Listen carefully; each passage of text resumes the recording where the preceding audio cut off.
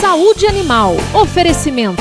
Hospital Veterinário da Unimar. Apoio. Conselho Regional de Medicina Veterinária do Estado de São Paulo.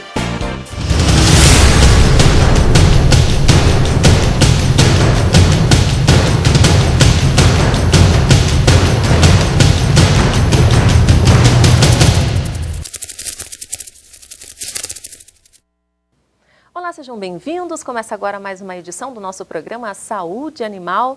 E a partir de agora, como sempre, todas as nossas quartas-feiras, temos um tema inédito. Na edição de hoje, vamos falar sobre brucelose canina. E a nossa convidada, a doutora Amanda Cruz, médica veterinária residente, a quem eu já agradeço pela participação. Ela que não é da cidade de Marília, também não é formada na Universidade de Marília, mas ela que veio até a nossa cidade para a sua residência. E isso para nós é uma grande satisfação. Doutora, seja bem-vinda ao nosso programa, tudo bem? Tudo jóia, muito obrigada, uma grande satisfação para mim também estar aqui. Uma boa noite a você e a boa noite a todos os telespectadores. A doutora é de Botucatu, é isso? Isso, Botucatu, aqui pertinho, né? Pertinho mesmo. É. E Marília, o que é que a doutora está achando da nossa cidade? Adorando. E a estrutura da Universidade de Marília, o Hospital Veterinário? Estou muito feliz, muito satisfeita, muito feliz em estar aqui, em poder fazer parte, né, da Unimar como residente veterinária. É uma fase muito importante, Nossa, né, com certeza, para o profissional. Muito bem, doutora, vamos falar sobre esse tema que é de muita importância, principalmente para a saúde pública, né, que é um tema que é muito recorrente aqui no nosso programa, porque é de muito interesse, não só, né, em relação à saúde do animal, mas nesse caso especificamente está diretamente relacionado à saúde dos proprietários, não é isso? Com certeza. É muito importante, né, o tema por essa questão da saúde pública mesmo, porque quando nós pensamos em brucelose, né, às vezes a gente não tem ideia que isso pode acometer pequenos animais. É uma doença que tem um programa nacional de controle de brucelose, mas para grandes animais, e como nós não temos isso em pequenos animais, às vezes nós achamos que isso pode não vir a acometê-los, mas acontece sim com eles também. E um dos maiores problemas é que é transmissível ao homem, né? Então, portanto, uma zoonose. Uma zoonose. Pouco se fala sobre isso, né? Muito curioso. Muito pouco. Essa questão da brucelose em pequenos animais não é tão divulgado, mesmo porque até por algumas dificuldades de diagnóstico, né? Então, isso dificulta um pouco essa divulgação. E eu gostaria de passar um pouco isso para a população, né? Até para a questão de prevenção mesmo. Sim, né? Entendi. Então vamos inicialmente, né, pensar nesse diagnóstico, já que é tão difícil, nesses primeiros sinais, né, como é que a gente pode identificar, como é que o animal, né, começa a dar esses primeiros sinais de que está doente? Na verdade, assim, é causada por uma bactéria, né? E essa bactéria, ela acomete vários sistemas, mas em questão de fêmeas, né, ela tem uma predileção pelo trato reprodutivo. Então, um dos sinais sempre característicos que nós, como veterinários, temos que pensar em brucelose canina, né, é o aborto em fêmeas. Acontece também em grandes animais esse aborto, mas quando nós vemos nossa cadela, né, parindo, então aquela secreção que sai a placenta pode ser um meio de contaminação para nós, né? Então, nós temos sempre que estar atento a isso, porque um dos maiores sinais é o aborto, ou então, né, o animalzinho consegue, né, terminar o parto, só que o feto ele acaba nascendo morto, ou então ele pode nascer e vir a óbito logo em seguida, né? Então, se não houver, né, nesse caso aí o aborto, se a fêmea não estiver prenha, né, na verdade, a gente não tem como saber. Na verdade, pode acontecer, né, de começar com uma simples secreção vaginal, né, e que nós achamos que é só um pouquinho de secreção ali, é uma simples vaginite que a gente fala, que é uma inflamação ali, né, da vagina da fêmea. E aí a transmissão vai acontecendo, às vezes, no contato com outros animais, né? Vai acontecendo e aí o contato do proprietário com o animal. Pois é, e às vezes quando nós vemos nossos animais ali nessa situação de parto, às vezes, né, nossa primeira tentativa é tentar ir lá colocar as mãos para tentar ajudar. É até instinto, né? Até instinto, né? Até mesmo de ajuda mesmo, de proteção. E isso é um dos maiores problemas para a transmissão da doença, porque o simples contato, né, pela mucosa, né, tanto pela pele, né, lesões de pele, que é uma porta de entrada, já pode levar à contaminação do proprietário, né? E até assim, a bactéria ela tem um forte poder de disseminação. Então, assim, ela pode adentrar por mucosas também, pela conjuntiva ocular e até mesmo pela inalação. Então, a fonte de contaminação ela é muito ampla, né? Isso é um dos nossos maiores problemas. Que aumenta, né? o risco. Que aumenta para o os risco. profissionais também o risco é muito grande Com para os certeza. médicos veterinários. Aliás, nós temos um grande problema com os médicos veterinários, né? Tanto em grandes animais Sim. quanto em pequenos animais. E até mesmo das pessoas que cuidam desses animais, não só os proprietários, os donos dos animais, mas algum cuidador da casa, né? Ou as pessoas estão associadas a ONGs, né? São cuidadores, aqueles que às vezes, né, de uma forma até voluntária, se prontificam a usar, tem que tomar muito... prontificam a cuidar, tem que ter muito cuidado, usar luvas, Sim, né? Sei lá, ter cuidado. Sempre para manipular nós temos que, né, usar equipamento de proteção individual, uma luva, nesse caso até um gorro, por ser uma fonte aerossol, ou seja, de inalação, que pode acabar contaminando, né? E até as pessoas de laboratório, para manipular esse tipo de material, quando a gente solicita um diagnóstico, elas precisam se proteger, porque elas também podem acabar se contaminando. Muito bem, nós temos fotos, doutora, vamos só para ilustrar um pouquinho, né? Porque o tema é realmente um tema muito amplo, mas na medida do possível nós vamos tendo ideia aqui, olha. Isso, aqui é só uma figura ilustrativa, né? Para a gente ter uma ideia do agente que causa essa doença, no caso uma bactéria, que eu coloquei para exemplificar o formato dela. Ela é um cocobacilo, né? Do gênero Brucella. E tem esse nome porque foi Bruce, né, na verdade o pesquisador chamado Bruce, que identificou essa bactéria em 1887 em laboratório. Por isso que chama Brucella, né, brucelose. Temos várias também espécies de Brucella, né?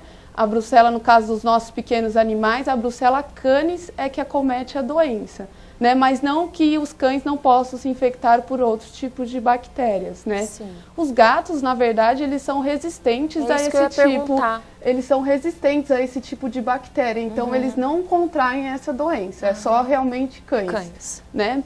Aqui é uma figura também de uma fêmea, né, representando o momento do aborto mesmo, né? Ali ainda tem secreção bem enegrecida, isso indica uma contaminação severa, né?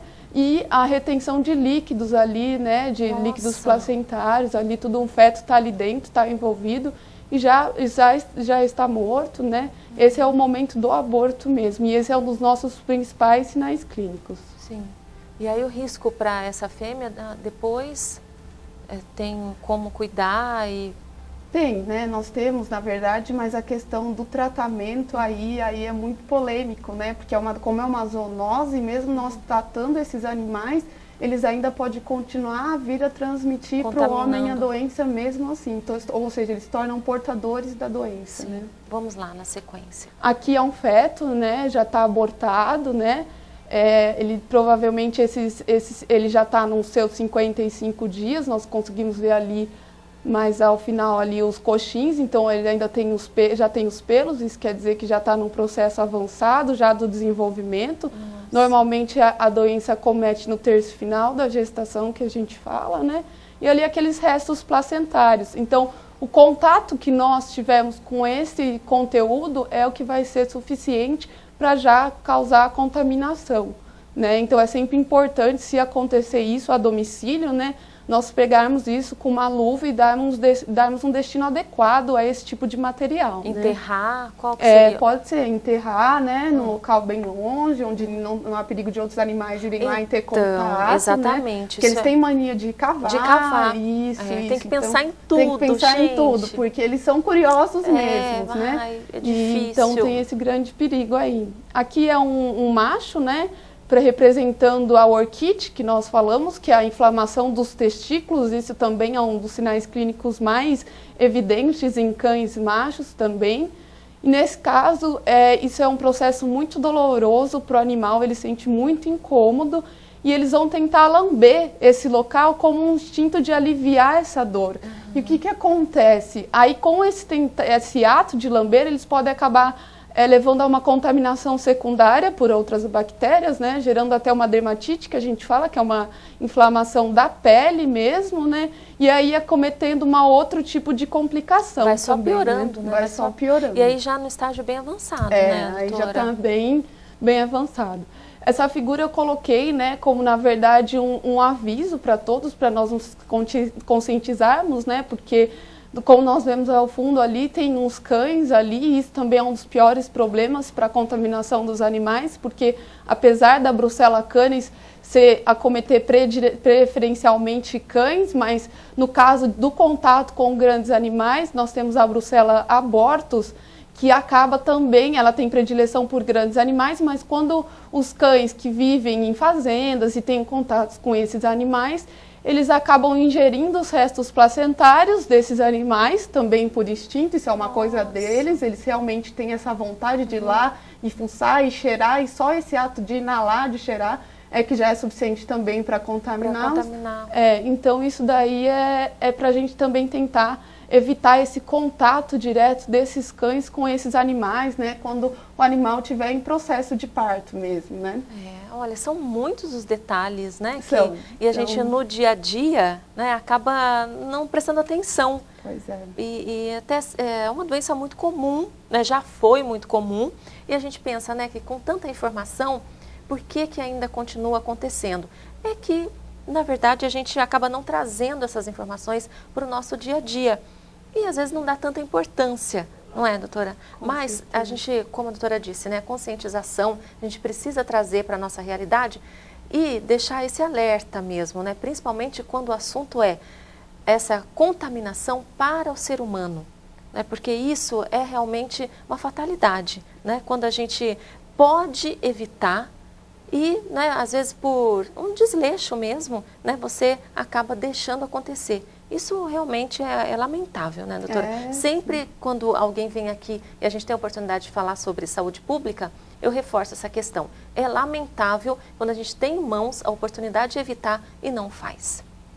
Realmente, né? E principalmente também um dos maiores problemas dos nossos pequenos animais é que nós temos uma relação muito íntima com eles, né? E até as crianças também. Então, nesse instinto de querer ajudá-los, nós podemos acabar nos contaminando, enfim. Não é uma das maiores causas de morte em humanos, realmente, mesmo porque nós temos terapia disponível para isso em humanos, né? Mas se acabar cometendo um tecido cardíaco aí, né, uma disseminação generalizada, consequentemente isso pode levar a óbito, né? É verdade. Agora, só reforçando antes de encerrarmos aqui, que infelizmente o tempo já está se esgotando, mas só para deixar claro, nos gatos, isso não ocorre. Isso não acontece. Ocorre porque eles têm uma certa resistência a esse tipo de bactéria especificamente. Né? Ocorre em suínos, ocorre em equinos, pode acontecer também, mas manifesta-se de outra forma.